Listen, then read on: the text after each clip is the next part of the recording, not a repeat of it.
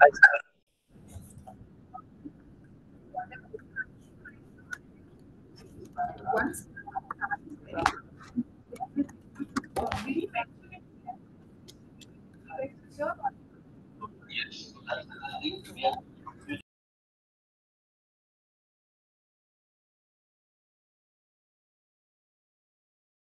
Can you hear me? Hello, am I audible? Yes, sir, you're audible. So can I have your screen? Sure, sure. One second.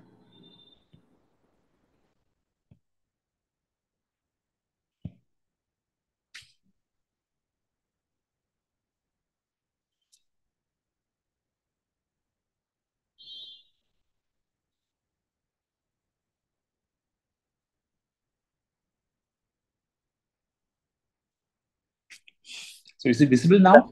yes, sir. Can you scroll the slides down, sir? Perfect, sir. Okay. Done, sir. There is no technical issues. Sir, shall I proceed for live? One second, one second. All right.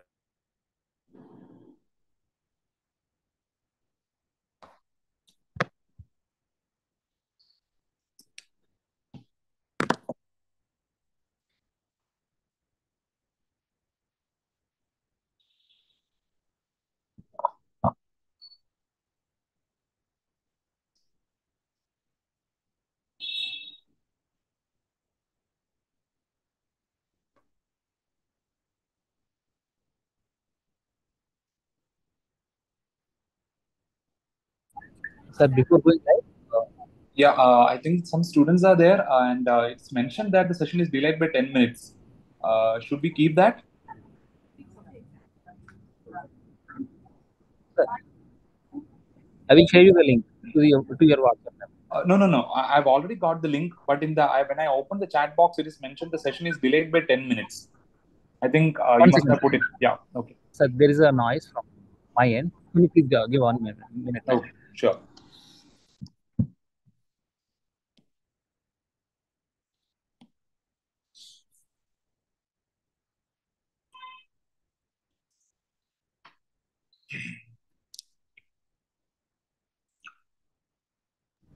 Sir, now I'm able to, I give an answer.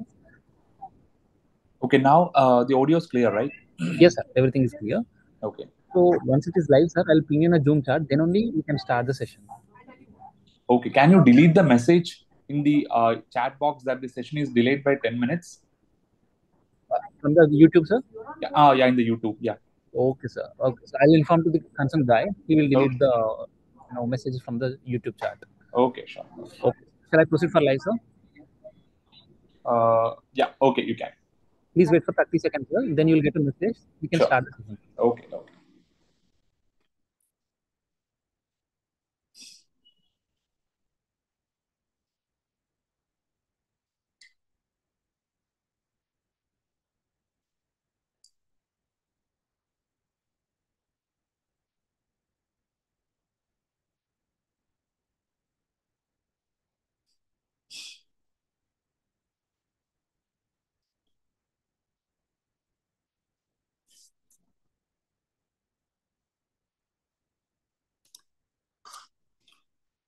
So, good evening, students. Hi to all the viewers. So, today I am here with you to discuss the recall questions of NEET SS 2024 for the specialty endocrinology.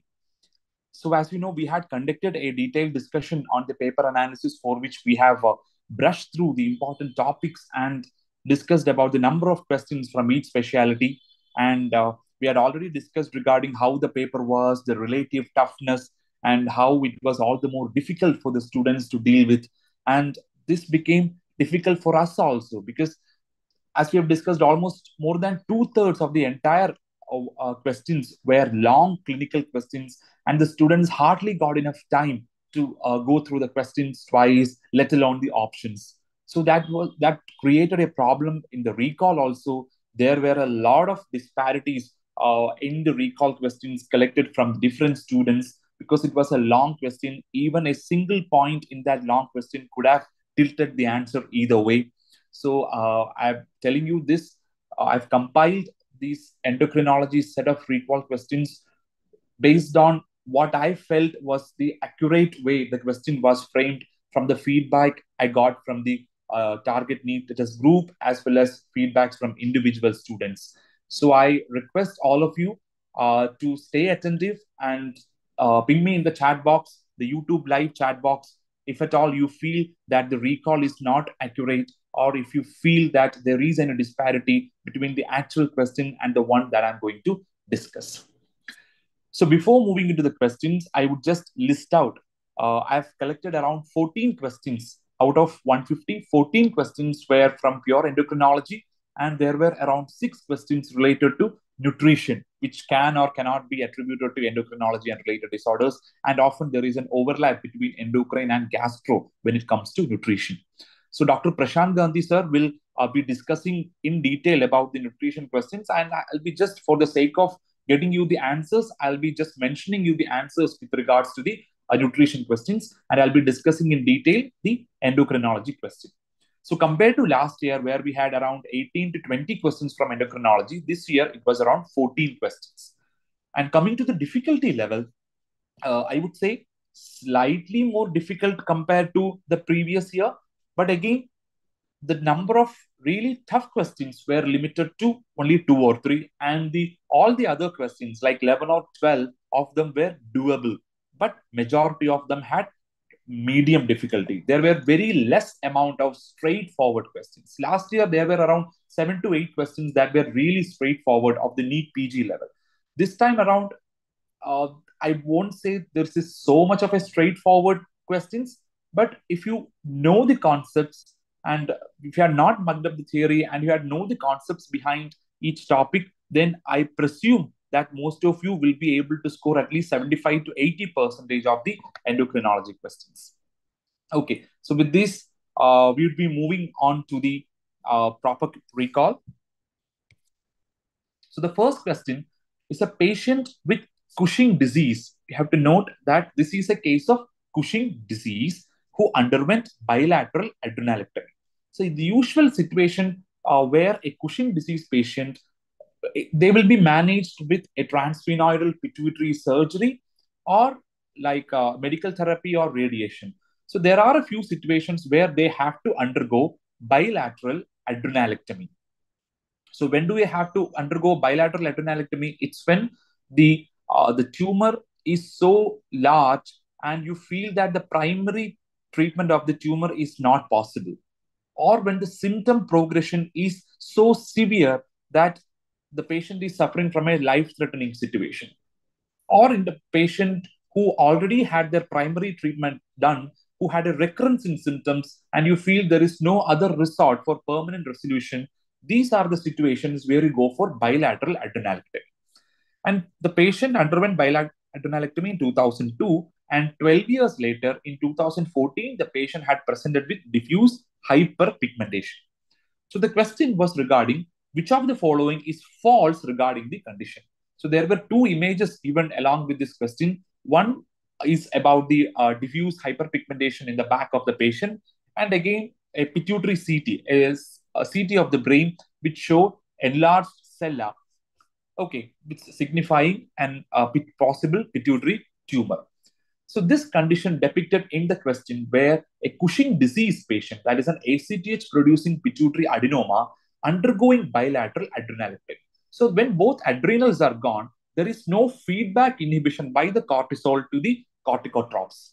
So what will happen? There is unopposed uh, unopposed proliferation of the corticotropes in the pituitary tumor, resulting in a condition called as Nelson syndrome. So this is what we call as Nelson syndrome. So what are the hallmark features of Nelson syndrome? Because there is increased corticotrope tumor progression, there will be high ACTH levels leading on to hyperpigmentation, very high ACTH levels, and because of the loss of feedback, there will be an expanding pituitary tumor. So we want to identify which is the false statement regarding Nelson syndrome.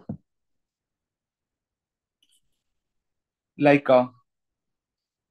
first option, octreotide is not useful for treatment.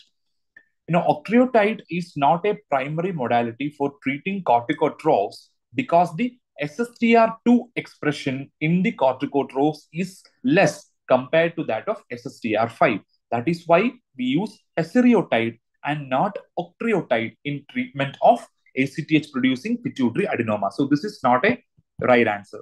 So this is not the answer. This is a true statement. Central hypothyroidism is not commonly seen. Again, central hypothyroidism may be seen or may not be seen. If the tumor has become so large, then it can compress on the normal thyrotropes to result in central hypothyroidism. But again, central hypothyroidism presence, it can be present or it can be absent. So let's look at the other options. ACTH levels in this disease is much lesser than in pituitary adenomas. As I've told you, in ACTH producing pituitary adenomas, the levels of ACTH is kept in check by the cortisol produced by the adrenal gland. But here, both the adrenal glands are gone, so there will be less amount of cortisol, due to which there will be very high levels of ACTH. So the option ACTH level is less than in pituitary adenoma is a false statement. And the answer would be option C. ACTH levels in this disease is much lesser than in pituitary adenomas, which is a false statement. And visual disturbances are seen, again a true statement, because the tumor can grow large enough to compress on the optic chiasm and the optic tracts. So that is about question number 1. So question number 2, which of the following hormones have the longest half-life? Which of the following hormones have the longest half-life? So all these are hormones that have a common alpha subunit. These are the hormones that have a common alpha subunit, but their respective beta subunits are different. So now let's look at the options now. FSH. What is the half-life of FSH? The half-life is 3 to 4 hours. 3 to 4 hours is the half-life of FSH. What about LH? Again, 8 to 10 hours. What about TSH? 40 to 50 minutes. What about HCG?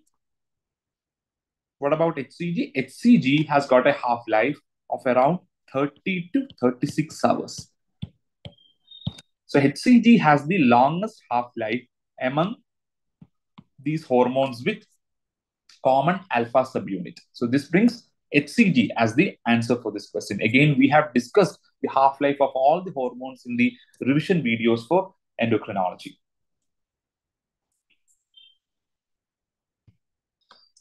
So question number 3, a 30-year-old female now presented with amenorrhea. Her FSH level is 27 international units per liter. What is the likely culprit mutation? So this is the crux of the feedback that I've got from the students. If anyone feel that any other point was added, was there in the actual question, so please let me know in the chat box. The reason I have asked for that is because, on seeing the options, you may feel that this FMR is in fact, or the Fragile X pre-mutation is the most common genetic abnormality in cases of familial premature ovarian insufficiency. But the AIRE gene, which result in APS1, so this APS1, autoimmune polyendocrine syndrome 1, due to AIRE gene mutation, can potentially have premature ovarian insufficiency as one of the features. But unless there is a strong autoimmune association given in the question, like there is a history of hypocalcemia or there is a history of adrenal insufficiency, only then we can consider AIRE.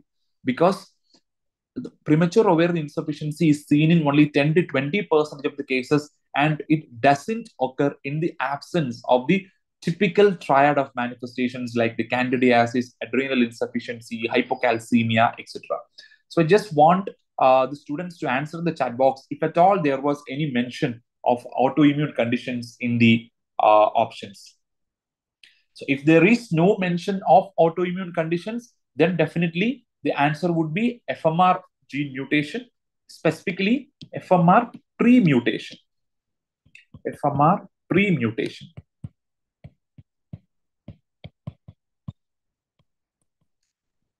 You know that this Fragile X syndrome is due to the increased CGG repeats and the trinucleotide repeats of around 55 to 199 trinucleotide repeats result in premature ovarian insufficiency, and trinucleotide repeats more than 200, it results in Fragile X syndrome. You have to remember that Fragile X syndrome is not a cause for premature ovarian insufficiency, but the Fragile X pre-mutation. Fragile X pre-mutation means the trinucleotide repeats, the number ranges between 55 to 199.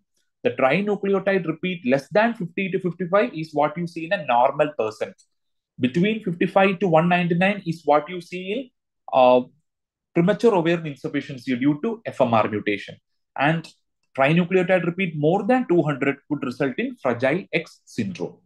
So 21 hydroxylase mutation, it results in congenital adrenal hyperplasia and is the most common cause for that. And KAL gene mutation, it results in anosmia with hypo, which results in Kallman syndrome or X-linked hypogonadotropic hypogonadism.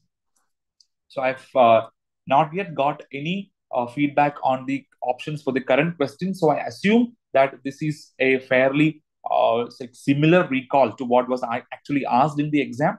So I would confirm the answer to be FMR, as it is the most common cause for familial POI. Now, going for question number 4. A 30-year-old male was evaluated for episodic palpitations and hypertension. So episodic palpitations and hypertension, when there is a question pertaining to endocrinology, always think in terms of a pheochromocytoma paraganglioma. Pheochromocytoma paraganglioma would be the one that comes to your mind. And he also complains of ataxia, very important. He complains of ataxia. So biochemical evaluation showed high urinary normetanephrine with normal plasma metanephrine. This is an important question. So which are those conditions which have a high normeta but a normal plasma meta? Okay, high urinary normeta but with normal plasma metanephrine. This usually is seen in a patient with paraganglioma. Paraganglioma. You know, in paraganglioma, it arises from the sympathetic and parasympathetic ganglia and not from the adrenals. But the CT given in this question was showing a right adrenal mass. So this is an adrenal mass which has a high normetanephrine compared to metanephrine. The dictum is that the paragangliomas would have high normetanephrine and pheochromocytomas from the adrenal gland would have high metanephrines, but there is one exception. And which is that exception? It is the von Hippel-Lindau syndrome. The VHL gene, the expression of the, or in fact, the lack of expression of the VHL gene would result in the down-regulation of the enzyme PNMT, phenylethylamine N-methyl transferase. So this enzyme is down-regulated in a patient with von Hippel-Lindau syndrome. And what is the other clue given in the question that the patient could be having von Hippel-Lindau syndrome? It is that the patient is having ataxia, because one of the other cardinal findings in a patient with VHL mutation is the cerebellar hemangioblastoma. So you have cerebellar hemangioblastoma, pheochromocytoma, and you can look for other features like a retinal angiomas, then internal auditory meatus tumors, pancreatic neuroendocrine tumors, clear cell renal cell carcinomas, but none of them have been mentioned here. So this is a case of adrenal pheochromocytoma with a cerebellar lesion causing ataxia, and the culprit mutation is VHL. Some of the students may have confused it for SDHB, looking at the predominant normetanephrine secretion, but again, an SDHB is very unlikely to have an isolated adrenal mass in the absence of an abdominal or a head and neck paraganglioma. And also, ataxia is not a typical feature. Of course, SDHB can be associated with other defects of the electron transport chain, but ataxia is not a characteristic feature of SDHB mutation. So that brings down the answer to VHL mutation. I hope the explanation is clear. So next question, slightly tricky one. Patient with the history of parathyroid adenoma operated previously. So this is a patient with parathyroid adenoma now presented with abdominal pain and dyspepsia. So abdominal pain and dyspeptic symptoms were there in patient, and serum gastrin was more than 600, was around 600. So definitely elevated serum gastrin, dyspeptic symptoms in the background of hyperparathyroidism, and I think a history of hypertension was also given in this question. So all this will make you think in terms of men one. So one of the students are mentioning that RET was also given as the option. Okay.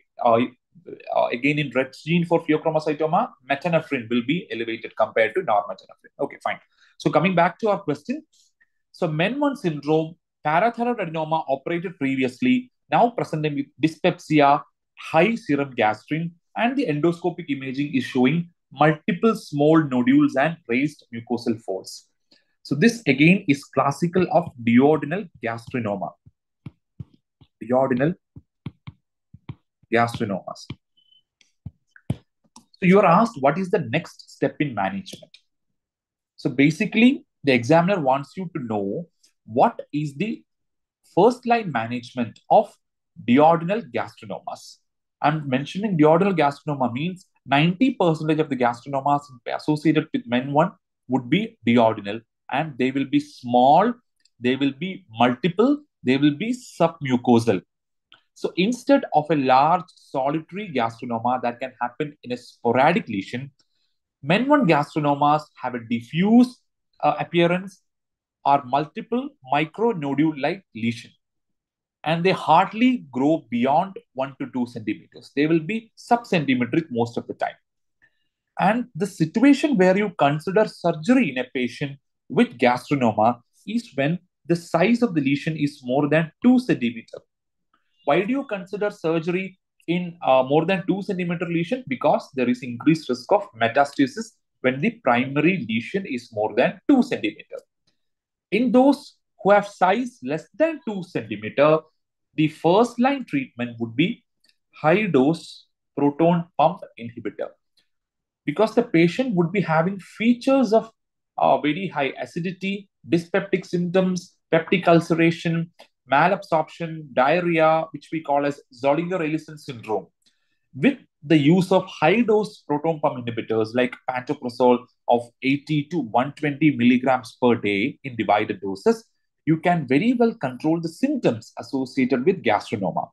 So if you make sure by serial surveillance that this size of the gastrinoma lesions or uh, gastroenteropancreatic neuroendocrine tumor lesions are not increasing beyond 1 to 2 centimeter in size, in which case it can result on to metastasis, you can very well manage these patients with medical therapy with high dose PPIs. So basically, the first line management in gastrinomas associated with MEN1 syndrome is high dose proton pump inhibitors.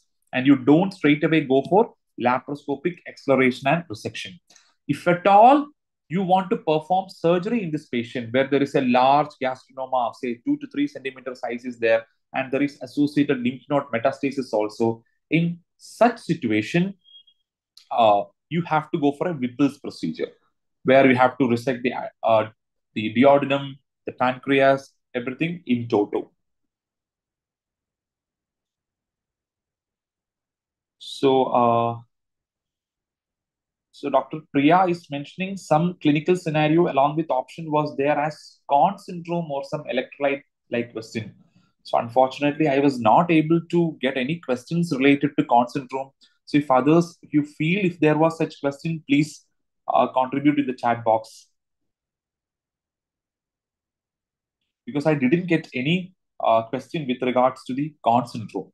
So please mention that in the chat box if at all such question, if to see if I have missed that recall. Okay, so I hope the answer is clear. The answer is high dose PPIs.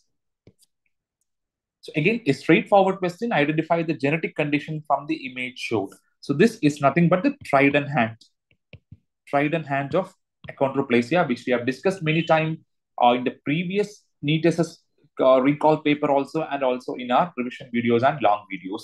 So trident hand is associated with achondroplasia. So which are the other classical features that could be asked for achondroplasia? One, the proximal limb shortening, macrocephaly.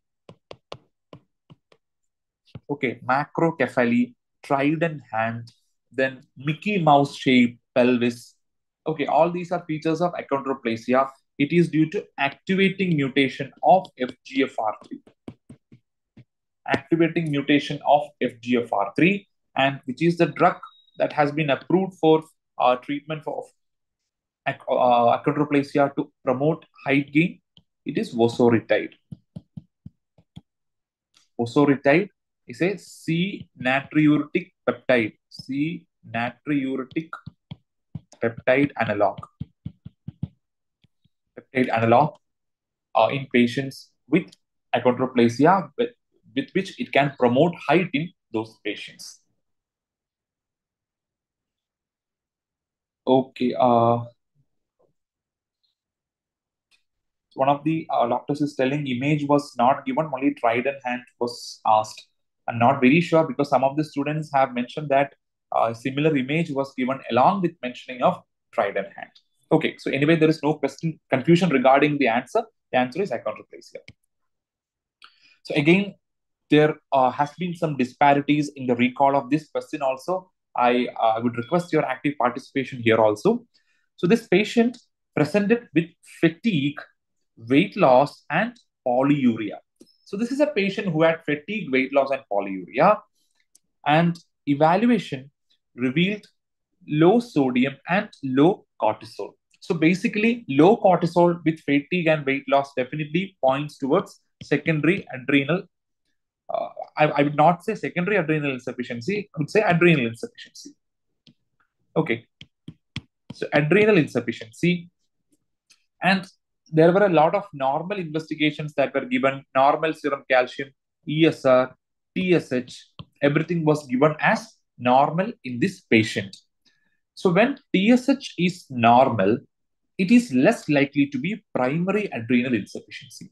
Primary adrenal insufficiency, because steroids exert a feedback inhibition on TSH, when primary adrenal insufficiency is there, there will be raised TSH. Whereas in secondary adrenal insufficiency, because the thyrotropes are also likely to be involved, they can have a normal or a low TSH.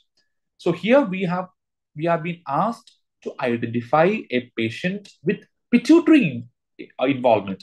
How do you know it is pituitary involvement? Because there is low sodium, low cortisol, weight loss is there, and the patient is having polyuria. So polyuria in a patient with pituitary involvement means, along with serum cortisol less, it means there is an involvement of both anterior and posterior pituitary. So which are those conditions where both anterior and posterior pituitary can be involved simultaneously? The most common ones are the infiltrative conditions like a hypophysetis or infiltrative disorders. Pituitary adenoma hardly ever involves the posterior pituitary, so it is not there. Pituitary carcinoma, although it can present with weight loss, but again, it arises from prolactin and like ACTH producing cells. It doesn't involve the posterior pituitary. It has a craniospinal dissemination. So this is usually wrong. And Dr. Maitreya is mentioning there was history of fever and joint pain. Okay. So again, you can add probably fever also to the fatigue and weight loss history part. And pituitary metastasis, again, it can produce posterior pituitary involvement, and it's highly unlikely that the patient could be having like joint pain, fever, everything in pituitary metastasis. Everything, it becomes very abnormal, and ESR was also normal. So this brings down to our final option, which is sarcoidosis. So sarcoidosis is one infiltrative condition which has a predilection to the posterior pituitary, but can definitely involve the pituitary stalk as well, thereby causing a compromise in the anterior pituitary function as well. So a pan-hypopituitarism like picture, patient with fatigue, weight loss, and even fever can be explained with sarcoidosis. Not very common, but it can be explained with sarcoidosis. So all this makes me think in terms of sarcoidosis as the most likely possibility in this case. So Dr. Devesh is asking, why can't pituitary adenoma cause stalk effect? For the arginine vasopressin neurons to be damaged or involved completely, there has to be infiltration within the pituitary stalk, whereas compression from outside, because these are present exactly in the middle of the pituitary stalk. So usually a compression from outside will spare the uh, the neurohypophyseal tracts. So that's why only in less than 2% of pituitary adenomas you will actually see a diabetes insipidus. Whereas when you do surgery, the stalk gets manipulated, the stalk gets damaged. There is severing of the stalk, or if there is an infiltrative condition, which where the inflammatory cells goes deep into the stalk, thus damaging the neural tracts, can actually result in diabetes insipidus and not a compression from outside. And calcium is abnormal only in 15 to 20% of sarcoidosis. Most of the pulmonary sarcoidosis and the neurosarcoidosis will have uh, normal calcium. So the degree of hypercalcemia in a patient with sarcoidosis, it depends on the granuloma burden. The neurosarcoidosis usually occurs as a localized disease rather than part of the systemic involvement. When there is an extensive sarcoid disease, like multiple lymph nodes are affected, there is extensive pulmonary disease, in such situations, they are more likely to have hypercalcemia.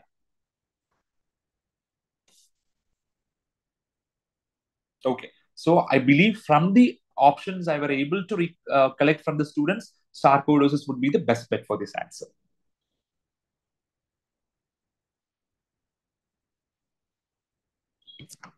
Okay, so again, there could be some things which may feel odd for you.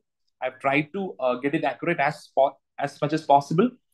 So, eighth question: a young female with primary amenorrhea and cyclical abdominal pain, and the patient had history of diabetes and CKD at young age. And there is a strong family history of diabetes mellitus in maternal side. Both mother and grandmother had diabetes.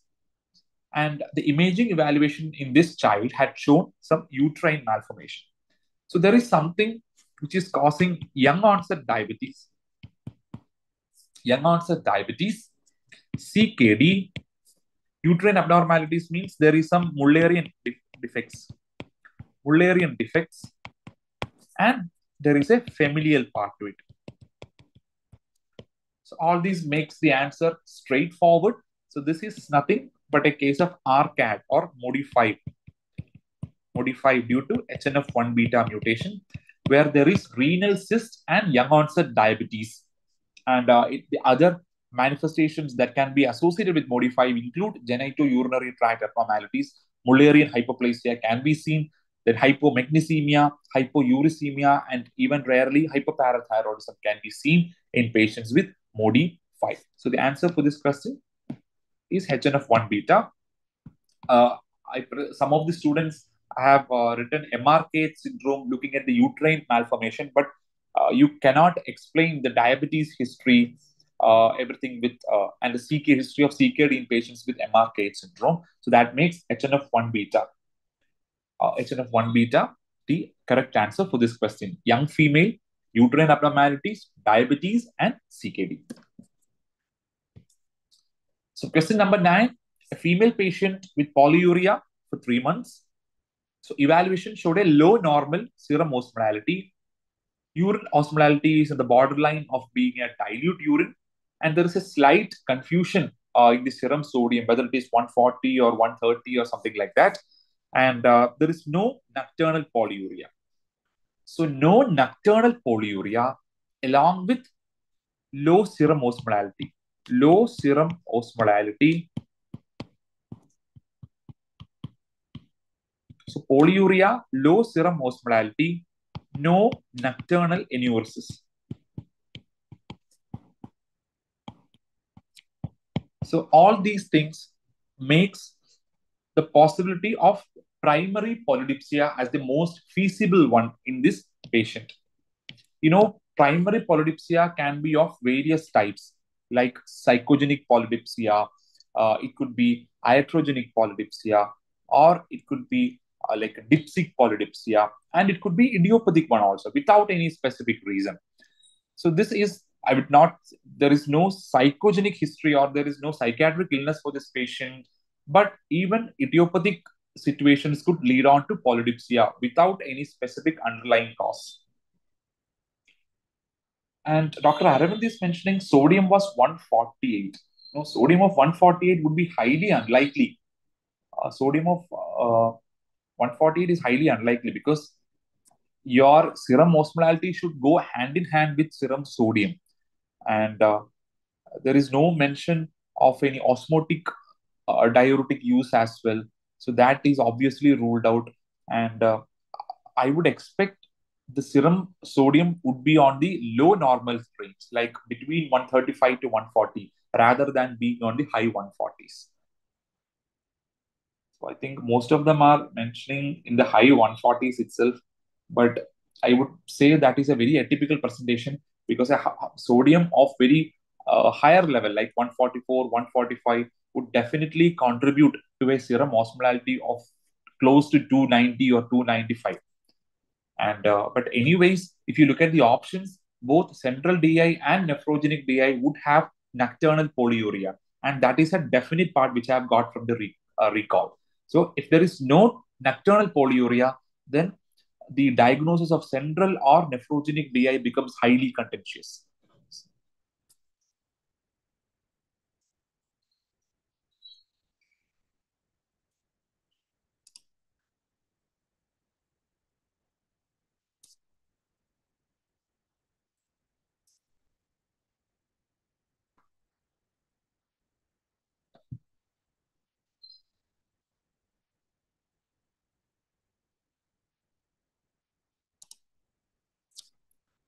So I hope the answers are clear. The answer would be primary polydipsia. Okay. So looking at the next question, question number 10, a patient with karyotype 46XY. So this is basically a genetic male with ambiguous genitalia raised as female. So when a genetic male is being raised as a female, that means there is under virilization. There is under virilization. Okay. Under virilization means the male external genitalia is not properly developed. Okay.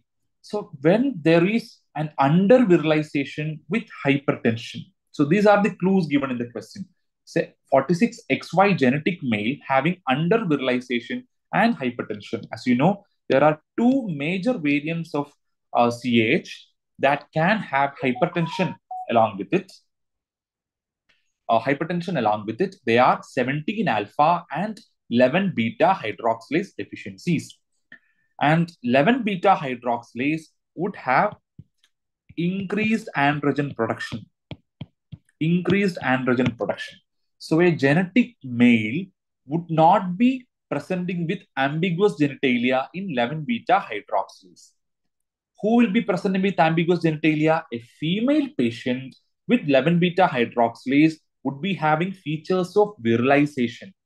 But here, this is a genetic male with under virilization, which fetches you the diagnosis of 17 alpha hydroxylase, because 17 hydroxylase is the most important enzyme for androgen biosynthesis. Pregnenolone has to be converted to 17 hydroxypregnenolone, the absence of which this 17 this pregnenolone will be diverted to mineralocorticoid synthesis, and the patients will be having hypertension.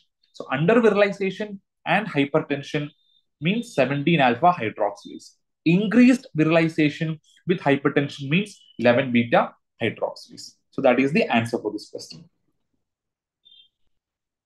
So, okay, Dr. Venkat is mentioning 21 hydroxylase was not mentioned. Probably 21 hydroxylase was not there. and Leydig cell hypoplasia. Again, Leydig cell hypoplasia, uh, it can have ambiguous genitalia in a 46XY, but it couldn't have hypertension. Okay.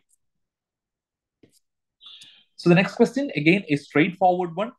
A patient with trigeminal neuralgia and focal seizures started on oxcarbamazepine. Oh, anyway, the question was not as straightforward as like this. There was a long clinical history mentioned, and the crux of the question is that there was some indication for an oxcarbamazepine, and the patient developed altered sensorium after initiation of oxcarbamazepine, which is the likely situation that you have encountered. Okay, you know that the most significant exam-oriented side effect of oxcarbazepine is SIADH. So SIADH has occurred in this patient, resulting in hyponatremia, and which has caused the altered sensorium in this patient. So straightforward question. I'm not going into much of the details because everything has been discussed already. So another question, a 17-year-old female with height of 140 centimeters. So you assume that the 17-year-old female is post-pubertal. Height is 140 for a 17-year-old female definitely means it is short stature. Okay, short stature and amenorrhea. And the child also had visual disturbance on an evaluation. The patient had optic atrophy. So basically, short stature and amenorrhea.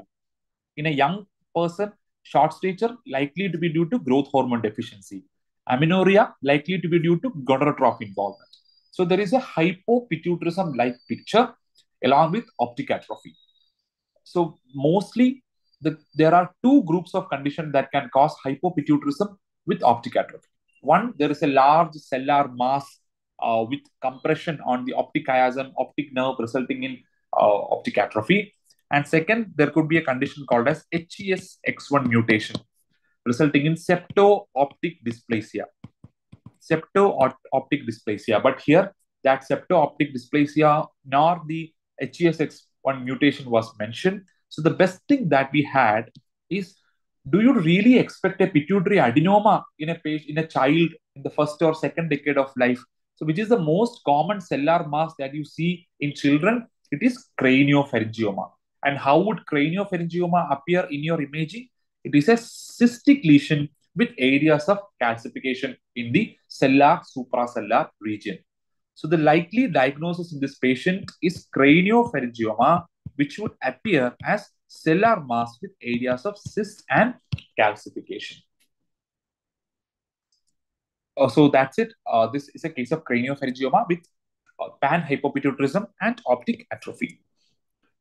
So again, a slightly like a difficult question. A couple with Noonan syndrome. You know, I don't know how to decipher. I'm pretty sure from the recall that this was how it was mentioned.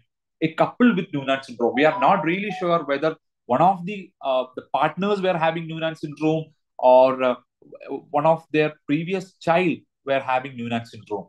But when they are coming for preconception counseling, we assume, and based on the options where they are mentioning about the probands and all, I'm assuming that they already had a child who developed Noonan syndrome, and it is not the parents, either one of the parents who are having Noonan syndrome, because then there would be no point in these options now.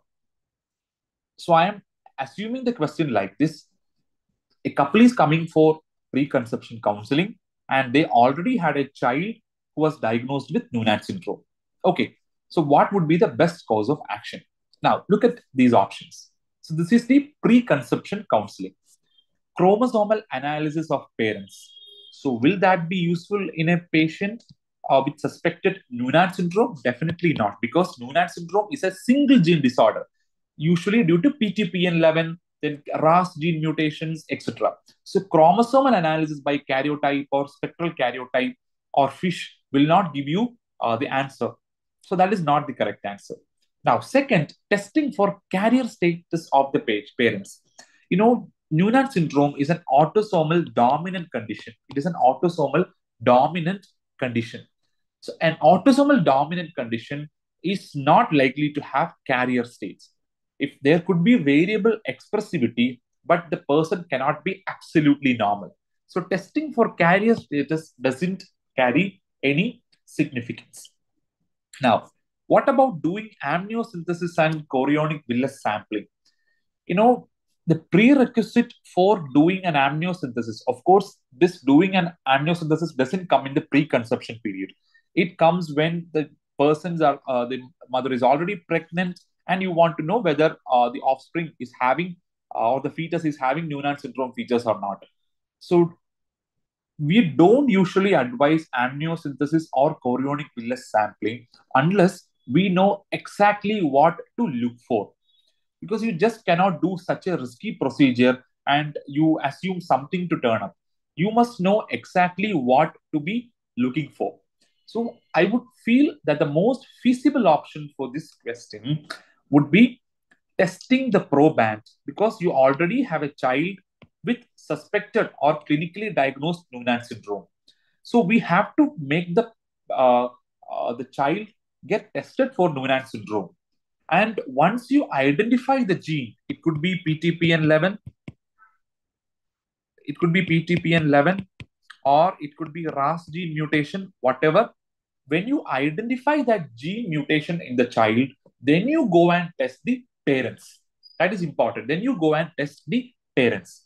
Because this mutation in the child could be inherited from one of the parents, or it is likely because the parents doesn't have any symptoms. As per the question, parents doesn't have any symptoms, and this child would have inherited the mutation de novo.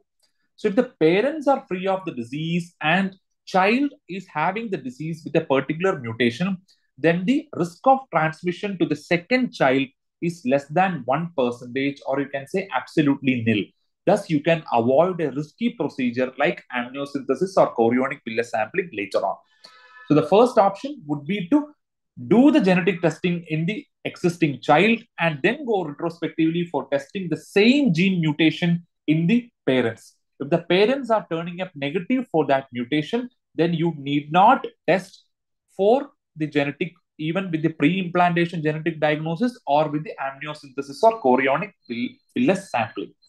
Okay, so this is what I feel is the best option for this question. Slightly confusing with regarding to the wordings and all, and I'm not exactly sure if these are the exact wordings of the option, because if the wordings of the option can even change, then the answer could also change.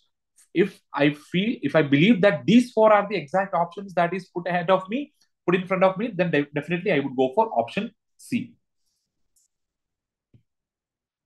So a very easy question: a patient with type 2 diabetes having systemic hypertension uh, on evaluation detected to have proteinuria, which drug would you have? So diabetes, hypertension with proteinuria, there is no confusion.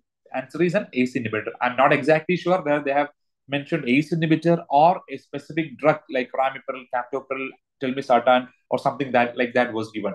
So anyway, the essence of the question is that ACE inhibitor or ARB would be the drug to be added in patients with SGLT2 in proteinuria. The other drugs would be the SGLT2 inhibitor or a mineralocorticoid receptor blocker like Finrenone, or in the newer ones, we have the GLP-1 analogs like semaglutide, which also now have good evidence for proteinuria reduction.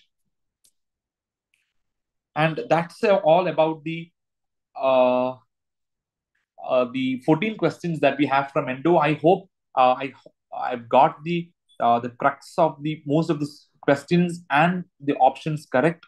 And I would like to thank all the students who have contributed for preparing this recall. And before I wind up, I just would like to mention the answers for the nutrition-based questions. Of course, Prashant sir will be discussing these questions in detail. And we have discussed this in the NEET SS important topics also, because there are so many questions from nutrition every year which is coming for the exam. The vitamin that can result in cheilitis and stomatitis, which vitamin deficiency? The answer is riboflavin. Of course, I'm not looking at the detailed question or options. And a person undergoing intestinal resection now developing ataxia, what is the culprit vitamin deficiency? Of course, is vitamin E. Then a person who is a long-term alcoholic takes only polished rice, now presenting with features of pedal edema and heart failure. what is the culprit vitamin deficiency? It is thiamine, which is causing wet beriberi. Okay, thiamine deficiency.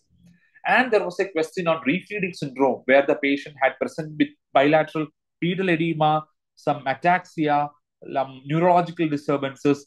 Again, the answer would be hypophosphatemia.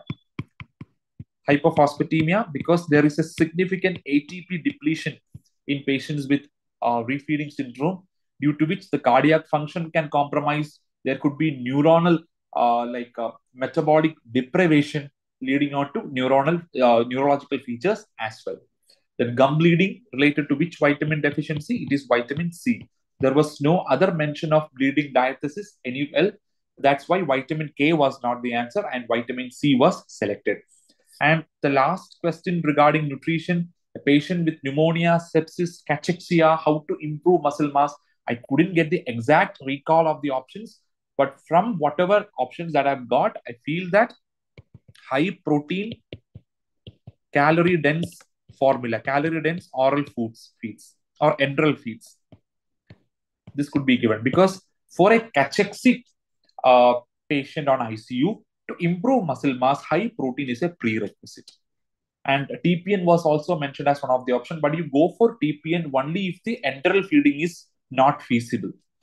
So to improve muscle mass, you have to give high protein, calorie dense feeds.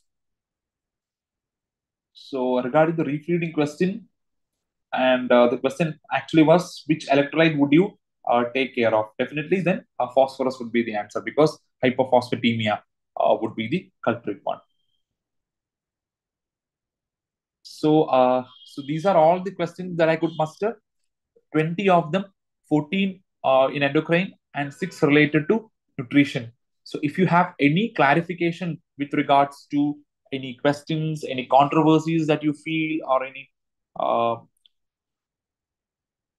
okay, one of the doctors is mentioning start TPN with measured calories and protein. Again, unless it is mentioned that the enteral nutrition has certain contraindications, you don't go for TPN. So TPN is not the preferred option unless there is a specific mention of any contraindication for enteral nutrition.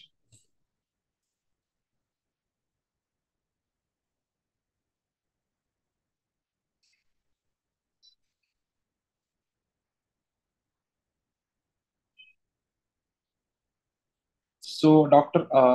Sharma is asking, altered sensorium was also given. So again, sodium could be one of the contributing factors, but if you look into the other features as well, it is not just the altered sensorium.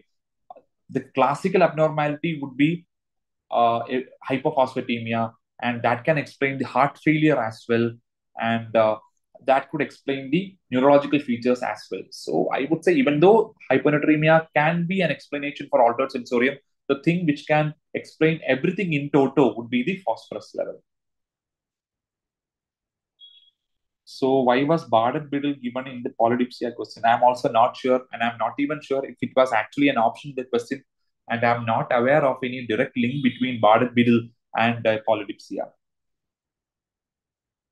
In refeeding, why not hyponatremia? I think I've explained that hyponatremia occurs secondary to heart failure, which is a dilutional hyponatremia. Okay, it is not the hyponatremia, which is a classical feature of refeeding syndrome. It can occur due to the dilutional effect due to heart failure, which is multifactorial. Could be thiamine deficiency related, hypophosphatemia related, then hyperinsulinemia related. So many features that can be there.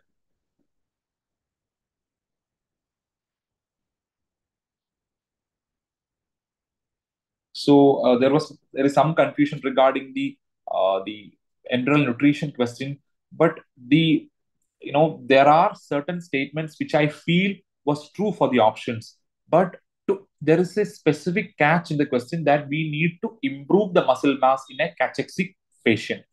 In such situation, you definitely have to have high protein included in the option.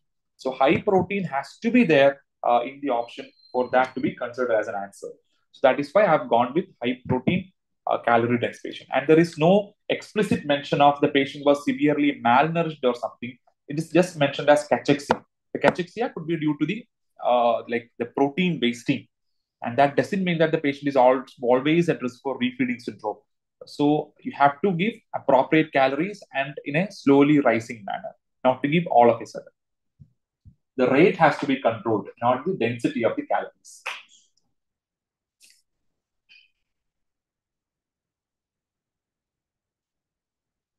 So Dr. Shafat Roshan is asking, can DI question be central DI as the sodium was on the higher side? So I honestly believe that the examiner has not paid much attention to the sodium value and just put a random sodium value, because the sodium and osmolality always go hand in hand unless in some cases of osmotic diuresis. So if it was a case of central DI, then there are two oddities. One, the serum osmolality should not be 280, and the patient should have nocturnal polyuria as well. So the presence of nocturnal polyuria, absence of nocturnal polyuria is a strong pointer against a central and nephrogenic diabetes insipidus. That's why I still feel that the polydipsia would be the best option.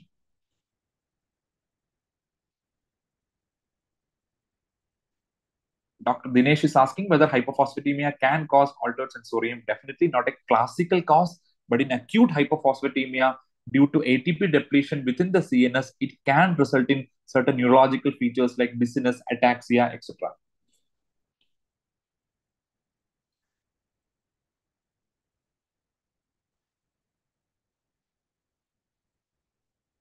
So I hope I could clear some of the doubts in the chat box.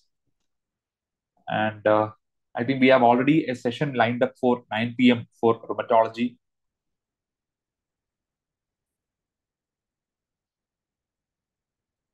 They've asked in sepsis patient, they mentioned patient was intubated and also had history of vasopressors. Again, that doesn't mean that you have to use TPN upfront.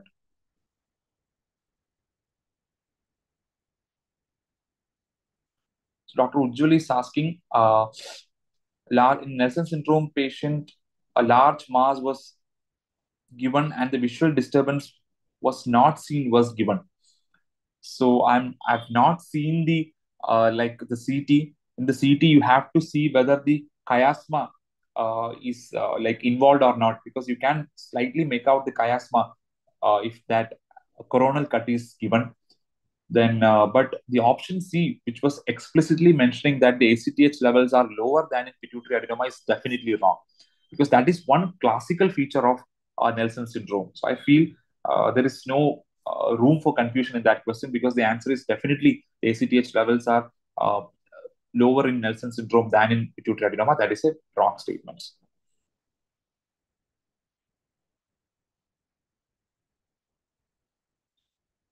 So I think I'll not be taking up that sepsis question, because I'm not very sure of the wording and I'm not very sure of the framing of the options as well. Because before I can totally commit to the, so this is the answer that I thought is correct. Looking at the options that I've got, I could be wrong, because the options that I've got may not be the most accurate ones. And the framing of the questions is also important, because you could miss the keyword when you are hearing it in second or third person. So I think we will wait for Dr. Prashant sir also. I assume Prashant sir is discussing the nutrition questions in great detail with all the appropriate recalls. He'd be able to answer it, because I'm not I don't want to create any confusion here, because I'm not exactly sure of how the question and the options were worded for that cachexia question.